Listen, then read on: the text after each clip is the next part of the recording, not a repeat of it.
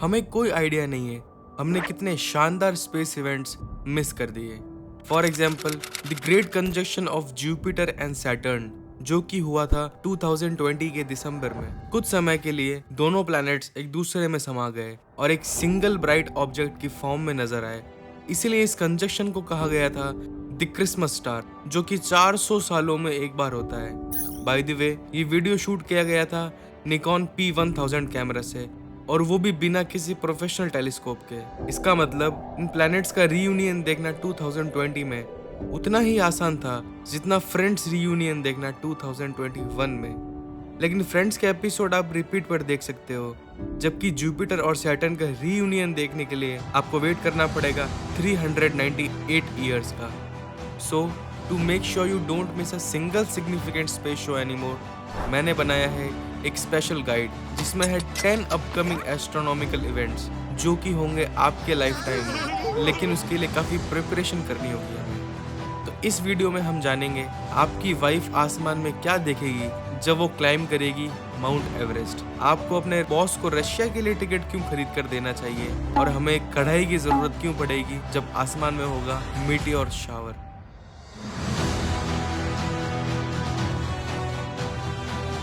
तो चलो शुरू करते हैं रोमांटिक स्पेस इवेंट से। उठाओ एक पिकनिक बास्केट और निकल पड़ो अपनी गर्लफ्रेंड के साथ इवनिंग पिकनिक पर। अब गर्लफ्रेंड नहीं है उसका तो मैं कुछ नहीं कर सकता, तो आराम से लेट जाओ, क्योंकि आज तुम अपनी गर्लफ्रेंड को कुछ ऐसा दिखाओगे जो उसने कभी नहीं देखा होगा। The birth of a new star. Point करो अपनी फिंगर आसमान की तरफ, और जब वो कहे आज चांद कुछ अजीब सा नहीं लग रहा, उसे प्यार से घर छोड़ाओ और भाग लो। तुम्हें जरूरत नहीं है ऐसी गर्लफ्रेंड की जिसे एस्ट्रोनॉमी के बारे में कुछ भी ना पता हो, क्योंकि तुम मून से कैसे कंफ्यूज कर सकते हो उस रात के सबसे ब्राइटेस्ट ऑब्जेक्ट को जो कि सिग्नस कॉन्स्टेलेशन के पास होगा। पर कोई बात नहीं, तुम ये सेम चीज दोबारा कर सकते हो 50 सालों के बाद। कॉल करो लेडी गागा को and ask her for the same picnic, लेकिन इस बार एक्सपेंसिव वाइन और चीज ले जाना और सबसे ऑर्डिनरी बाइनोकुलर्स। और जब लेडी गागा तुमसे पूछे sir why did you bring me here, तो उससे कहो मैंने सोचा कि यू आर द वन जिसको एक सुपरनोवा स्टार का बर्थ बिल्कुल भी मिस नहीं करना चाहिए। जब किसी तारे का सारा हाइड्रोजन फ्यूल यूज हो जाता है तो उसका कोर एक्सप्लोड हो जाता है और बहुत सारा मास रिलीज कर देता है एटमॉस्फेयर में, और हम इसका सिर्फ 20% आउटबर्स्ट ही देख सकते हैं अपनी नेकेड आइज से, और इसीलिए बाइनोकुलर्स जरूरी है। बट लेडी गागा फिर भी तुम्हें शायद ही अपना नंबर दे। चलो कोई बात नहीं, तुम्हें स्पेस इवेंट्स एंजॉय करने के लिए किसी की भी जरूरत नहीं है, और इसीलिए मैं लाया हूँ budget friendly space shows for one. तो इस बार तुम्हें चाहिए एक लाइफ जैकेट, एक नगर निगम का यूनिफॉर्म, क्या पता घर में इधर कहीं पड़ी हो देख लेना, और एक कढ़ाई। तो एक कैमरा उठाओ और बाहर जाओ, टाइमर लगाओ और बड़ा ही गंभीर सा चेहरा बनाकर वॉक करो। बहुत शानदार कॉस्प्ले मिल जाएगा तुम्हें, क्योंकि तुम्हारे बैकग्राउंड में होगा हेलीज कॉमेट का मोशन, और ये परफेक्टली विजिबल होगा जब ये सन के करीब होगा। 28 जुलाई 2027। एक Scotch tape, foil paper, needle, एक पेपर का टुकड़ा और कुछ सीजर्स। पुराना कोई डब्बा उठाओ और काट पीट कर बना दो अपना देसी सा सूर्य ग्रहण यंत्र, क्योंकि नेकेड आई से सोलर एक्लिप्स देखना आंखों के लिए हार्मफुल हो सकता है। तो इस सेंचुरी का सबसे बड़ा सोलर एक्लिप्स जिसमें चंद्रमा पूरी तरह से सूर्य को ढक देगा, वो भी रिकॉर्ड ब्रेकिंग 6 मिनट 28 सेकेंड्स के लिए। और अगर तुम एस्ट्रोनॉमी के कुछ ज़्यादा ही दीवाने हो और पैसे वैसे की भी कोई कमी नहीं है, तो चलो तुम्हें ले चलेंगे लग्जरी स्पेस वीकेंड पर। टिकट बुक कराओ नागोया जापान के लिए फॉर 2040। तो अराइवल के टाइम पर मस्त सुशी खाओ गार्बी रेस्टोरेंट टोकोगावा में, the most expensive restaurant in this city. और कुछ फोटोज ले लो चेरी ट्री के साथ, and then head towards this science museum, जहां तुम्हें मिलेगा दुनिया का सबसे बड़ा प्लानिटेरियम। ये एकलौती जगह है जहां तुम फुली एंजॉय कर सकते हो शानदार हार्मोनी कन्वर्जेंस को। इस प्लानिटेरियम का डोम डायमीटर में 30 मीटर्स का है और image accuracy top of the line thanks to the universium projectors. But planetarium की capacity is only 350 seats, so hurry up for the bookings.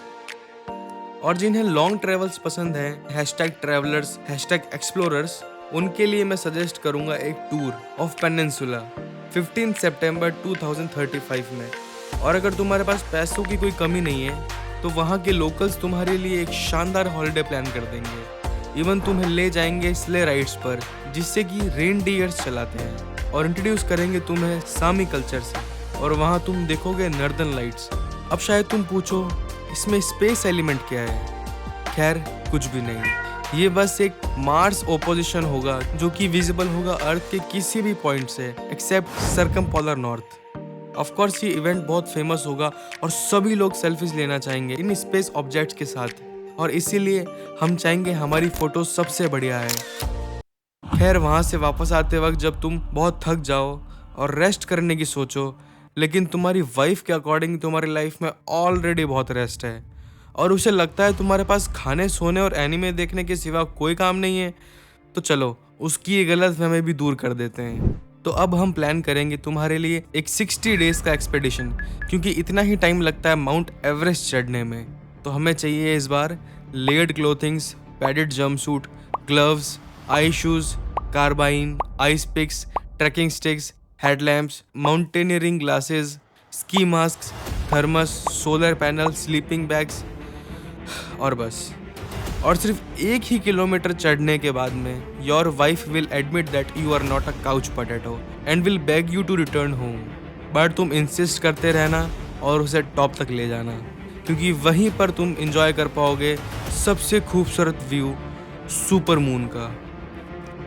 जितना मून के नज़दीक होगे उतना ही बड़ा वो नज़र आएगा, और ऐसे ट्रिप के बाद तुम्हारी वाइफ इतना थक जाएगी कि वो अगले 1 साल तक तो तुम्हें फालतू के सवालों से परेशान ना करे। और अगर फिर भी उसके मन में कुछ सवाल बच गए हों तो on November 22, 2065 take your wife and children to Ecuador. नहीं, उनको वहाँ छोड़कर नहीं आना है। You and your kids can swing on the coolest swings in the world. उस दिन 12:43 पर स्विंग करना और तुम देखोगे वीनस जुपिटर को कवर करते हुए। ये 2 सेलेस्टियल बॉडीज एक दूसरे में मर्ज होते हुए नजर आएंगे, बिल्कुल वैसे ही जैसे क्रिसमस स्टार इवेंट हुआ था जो कि तुमने मिस कर दिया। तुम्हारी वाइफ खुशी से पागल हो जाएगी और शायद अब तुम नॉर्मल जिंदगी पर वापस आ सको। लेकिन अगर तुम और भी कुछ एक्सट्रीम एडवेंचरस ढूंढ रहे हो रेदर देन पीस, तो अब मैं लेकर आया हूँ मोस्ट एक्सट्रीम एडवेंचरस ट्रिप्स।